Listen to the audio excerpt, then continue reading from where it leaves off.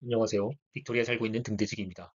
오늘은 캐나다 세금 신고 시리즈 5번째 시간으로 해외 자산 신고에 관하여 함께 나눌까 합니다. 저를 간단히 소개드리면 지난 10년 동안 비영리 단체 및 개인을 상대로 CPA 캐나다 파이낸셜 리터러시 프로그램의 자원봉사자로 활동해 왔습니다.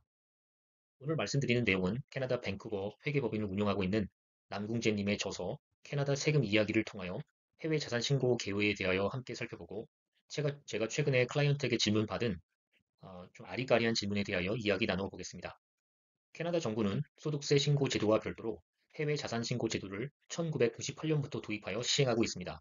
이 제도에 따라 개인과 법인을 포함한 캐나다 거주자는 국세청에서 명시한 해외 자산의 합계를 10만 불 이상 보유하고 있을 때 해당 자산의 내역을 매년 국세청에 신고해야 합니다. 해외 자산 신고소의 명칭인 Foreign Income Verification Statement에서 알 수 있듯 이 제도는 캐나다 거주자가 해외에 보유하고 있는 자산으로부터 발생하는 해외 소득을 빠짐없이 신고하도록 유도하기 위해 도입되었습니다. 즉, 해외에 있는 자산을 신고하게 되면 해당 자산으로부터 발생하는 해외 소득을 신고하는 것이 자연스러우므로 해외 자산 신고 제도는 해외 소득 누락을 예방하는 효과가 있습니다. 따라서 납세자 입장에서는 해외 자산 신고를 함으로써 추가로 세금을 내야 하는 것으로 오해하지 않는 것이 좋습니다. 캐나다 정부에서는 2013년부터 해외 자산 신고 제도를 강화하였습니다. 그동안은 자산별로 일정한 금액의 범위를 표시하였으나 변경된 제도에 따라 각 자산의 소재 국가, 금융기관명, 자산과 관련된 소득을 자세하게 기술하여야 합니다. 이러한 제도의 개선은 캐나다 정부가 앞으로 해외 소득에 대해 과거보다 엄중하게 과세하겠다는 의지의 표현이라고 할 수 있습니다. 따라서 해외 자산 신고 시 구체적인 해외 자산 내용과 이에 대응하는 소득 정보를 빠짐없이 준비해서 해외 자산 신고를 잘못하여 받을 수 있는 불이익을 피하는 것이 좋습니다. 자, 책에 나온 이야기 중에서 신고 대상자에 대한 부분을 캡처했는데요. 세법상 캐나다 거주자로서 국세청에서 면시한 해외 자산의 총 합계가 10만 불을 넘으면 해외 자산 신고 의무가 있습니다. 따라서 해외 자산의 총 합계가 10만 불을 넘지 않으면 신고 의무가 없으며 부부가 공동 명의로 부여하고 있는 자산은 지분율대로 각자 신고해야 합니다. 예를 들면 5억짜리 아파트가 있다. 그러면 2억 5천씩 신고하면 되겠죠. 환율에 맞추어서.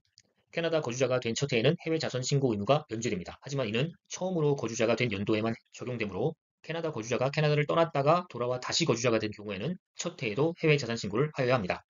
한편 납부할 세금이 없어서 소득세 신고를 하지 않더라도 해외 자산 신고는 빠뜨리지 않고 해야 하며 캐나다를 떠나는 연도에도 해외 자산 신고의 의무가 있습니다. 자, 이제 제가 클라이언트로 받은 질문 중에서 아리까리한 질문에 대한 내용인데요. 해외 자산은 원가로 신고해야 되는데 원가는 자산 취득 금액과 취득 부대 비용을 합하여 계산합니다. 캐나다 거주자가 되기 전에 취득한 자산은 캐나다 거주자가 된 시점에 시장 가격, 페어 마켓 밸류로 다시 평가하여 원가 금액을 계산하는데 자, 여기서 예를 들면 2020년에 어떤 A라는 분이 캐나다에 오셨는데 그래서 거주자가 되었는데 그때 시장 가격, 페어 마켓 밸류가 예를 들면 9만 불 정도의 주식을 보유하고 있었다고 가정해 보면 그런데 지금 4년이 지난 시점에서 지금의 밸류는 예를 들면 13만 불이라고 했을 때 10만 불이 넘잖아요.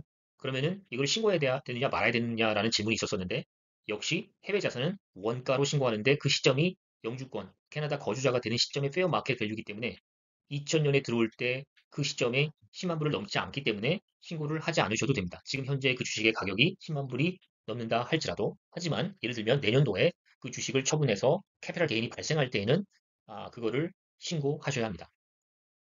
자, 그럼 오늘 해외 자산 신고에 대한 대표적인 개요를 한번 알아봤는데요.